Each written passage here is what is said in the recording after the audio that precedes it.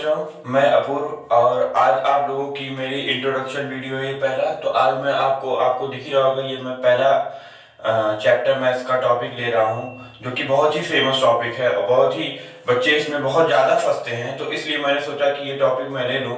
तो चैप्टर का नाम आपको दिख रहा होगा, पेयर ऑफ लीनियर इक्वेशंस। वैसे तो हम इसको क्लास 10 में पढ़ते हैं, लेकिन हम स्टार्टिंग जो बेसिक्स हमारा है वो क्लास 8 से या 7 से स्टार्ट होता है। तो आज बस बेसिक्स पे बताएंगे। अभी आज क्वेश्चंस नहीं, आज सिर्फ ओनली कंसेप्ट्स बताएंगे। होता क्या है linear, pair of linear equation.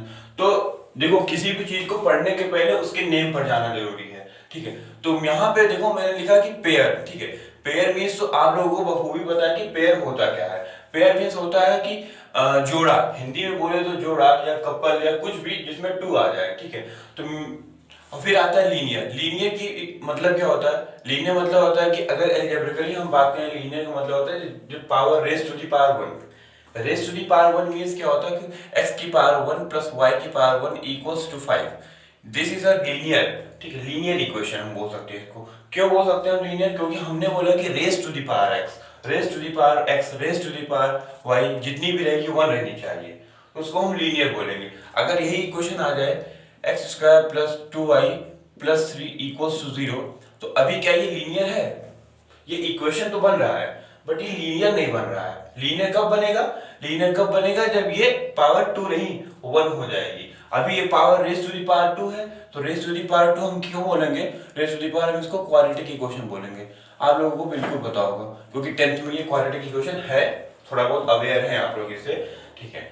तो लीनियर के लिए हमें एक कंडीशन क्या होनी चाहिए? रेस टू दी पावर 1 होनी चाहिए। पेयर मतलब आप लोग जानते हैं, ठीक है। और फिर आता है इक्वेशंस। इक्वेशंस बताने का बिल्कुल भी हम काम नहीं है कि इक्वेशंस होता क्या है, आप लोग वेल अवेयर हो। तो इक्वेशन लेकिन हम बता देते हैं। इक्वेशन क्या है? Collection of constants and variables. Collection of constants and variable. It means ये जो मैंने इक्वेशन लिखी हुई है, कोई भी इक्वेशन आप देखिए, ये जो मैंने इक्वेशन लिखी हुई है इसमें वेरिएबल्स भी दिखा रहे हैं और कांस्टेंट भी है। तो मींस ये पूरी होल जो है ये पूरा इक्वेशन बना रहा है, तो इसको हम इक्वेशन बोलेंगे। तो हम लोग सम कर लेते हैं कि पेयर ऑफ लीनियर इक्वेशन है क्या। मींस कि कोई कम से कम आपको दो इक्वेशन दी जाएंगी, कम से कम दो इक्वेशन रहेगा, उनका एक पेयर बनेगा, क्योंकि दो है तो पेयर बनेगा ही और वो लीनियर इक्वेशन होंगी। तो इसलिए हम इसको पेयर ऑफ लीनियर इक्वेशन जानेंगे। और ये हम लोग इसका इस चैप्टर का बेसिक है क्या कि हम लोग इसको ग्राफिकली समझेंगे। किसे समझेंगे? ग्राफिकली। वैसे तो हम अलजेब्रिकली भी समझेंगे, बट ग्राफिकली समझेंगे, क्योंकि बिना ग्राफ के हम, ये चैप्टर ग्राफ है ही है, क्योंकि लीनियर कहीं भी आता है तो हमारा ग्राफ ही समझा जाता है। तो ग्राफ में, क्योंकि यहाँ पे कम से कम ऐसे आपको कोई भी पॉइंट दे दिया जाएगा, 2 पॉइंट दे दिया जाएगा, तो आपको हम यहाँ पे ग्राफ का इंटरसेक्शन या जो भी तुम्हारा पॉइंट पता करना रहेगा यहाँ पे। तो कम से कम 2 पेयर होने चाहिए कोई भी ग्राफ ड्रॉ करने के लिए, क्योंकि सिंगल ऑफ लीनियर इक्वेशन आप क्लास 9 में ड्रॉ कर चुके हैं, तो अब आपका स्टैंडर्ड ग्रेड अप हो गया है। तो इस वजह से आप लोगों को 2 ग्राफ ड्रॉ करने पड़ेंगे 2 लाइन से। तो ये रही इसकी बात। अब आते हैं कि कंडीशंस क्या होती हैं। तो देखिए, इसका मतलब होता है लाइन इन पूरे वर्ल्ड अगर बात करें यूनिवर्स में, तो सिर्फ 3 ही कंडीशन है लाइन की बनने की। एक कंडीशन है इंटरसेक्शन। एक कंडीशन क्या है आपकी? इंटरसेक्शन, जिसको हम ऐसे दिखाते हैं कि एक ग्राफ ये आएगा, एक ग्राफ ये आएगा एक्स वाई एक्सिस पर, हम अभी ऐसे ड्रॉ कर रहे हैं, एक्स वाई पर आपको समझना है। तो दूसरा इंटरसेक्शन क्या हो जाएगा?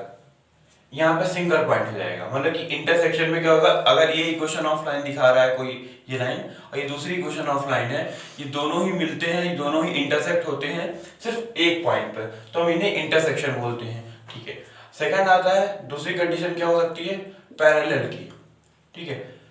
Parallel lines. तो पैरेलल लाइंस मींस जानते हैं आप लोग, पैरेलल लाइंस मींस ये होगा कि कोई 2 लाइन रहेगी वो आपस में पैरेलल रहेगी, बस वो टच नहीं करेगी कहीं भी, बस पैरेलल रहेगी। जैसे कि हमारी रेलवे ट्रैक सिर्फ पैरेलल होता है और वो कभी मीट नहीं करता। वो अगर आंसर बोले तो वो इन्फिनिटी पर बोला जा सकता है, क्योंकि इन्फिनिटी कभी आता नहीं और मीट कभी होगा नहीं, तो इसको हम इन्फिनिटी बोल सकते हैं।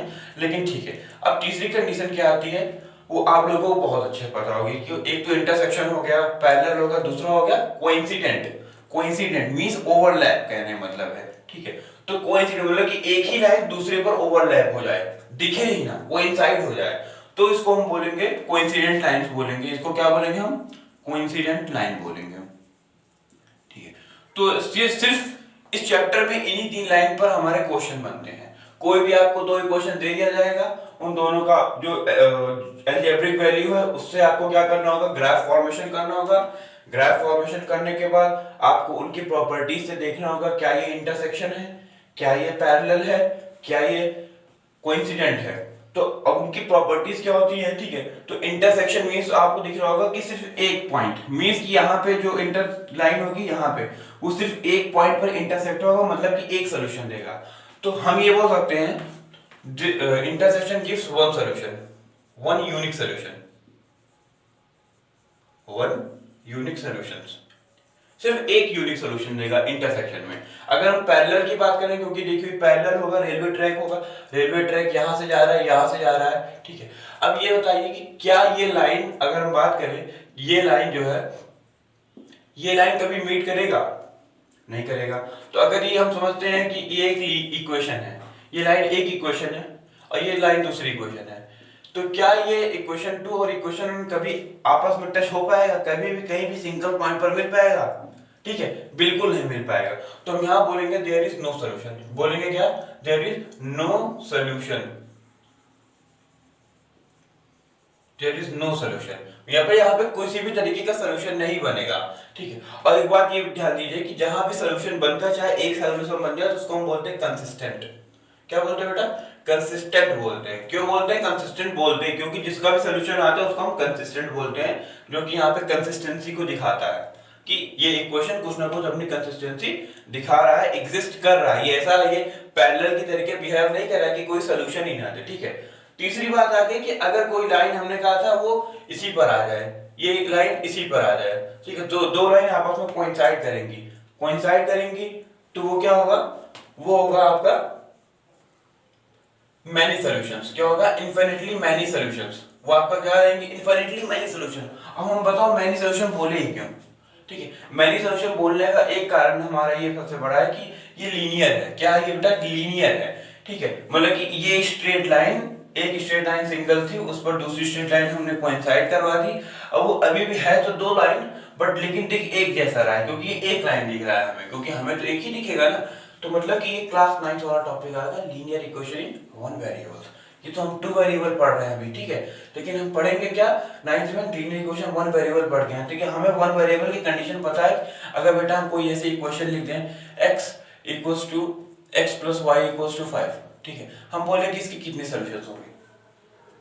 मैं बोलूं कि इसके कितने सॉल्यूशन होंगे, तो आप लोगों का जवाब होना चाहिए, हो सकता है उसमें से कुछ बोल दें कि यार सर 2 होगा, 2 और 3 होगा तो मिलके 5 बना जाएंगे, या 0 5 होगा तो मिलके 5 बना देंगे, 5 0 होगा, ठीक है, हम सेटिस्फाइड हैं, ठीक है, ये भी सॉल्यूशन होगा आप जो बता रहे हैं, और वो भी सॉल्यूशन होगा।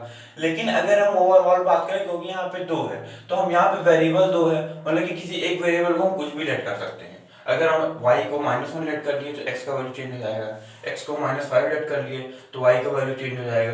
मतलब कि जब जब हम वैल्यू लेट करेंगे तब तब हमारा इक्वेशन का दोनों वैल्यू अलग अलग इंटरचेंज हो जाएगा। मतलब कि कभी फिक्स नहीं रहेगा बेटा, ये कभी फिक्स नहीं रहेगा। ये हमारे वेरिएबल्स के हिसाब से दोनों इक्वेशन, y कुछ रहेगा तो x कुछ रहेगा, x कुछ आएगा तो y भी कुछ आएगा।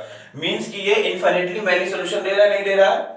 इनफिनिटली मैनी सॉल्यूशन देगा ही देगा। आप लोग घर पर ट्राई करिए, x का कुछ भी वैल्यू रखिए, y का वैल्यू चेंज आएगा, y का कुछ भी रखिए, x का वैल्यू चेंज आएगा। तो ये क्या दे रहा है? इनफिनिटली मैनी सॉल्यूशन दे रहा है। मींस की जो कोइंसिडेंट लाइन होगी वो हमारी क्या बनाएंगी? इनफिनिटली मैनी सॉल्यूशंस देंगी। तो ये मैं आशा कर रहा हूँ कि ये वीडियो, ये जो तीनों पार्ट है लाइन का, ये आप लोगों को बखूबी समझ में आया होगा, ठीक है। तो बाकी फर्दर जो वीडियो है, फर्दर जो इसके क्वेश्चंस है और भी टॉपिक है, वो हम फर्दर वीडियोस में बनाएंगे। बाकी के लिए थैंक यू।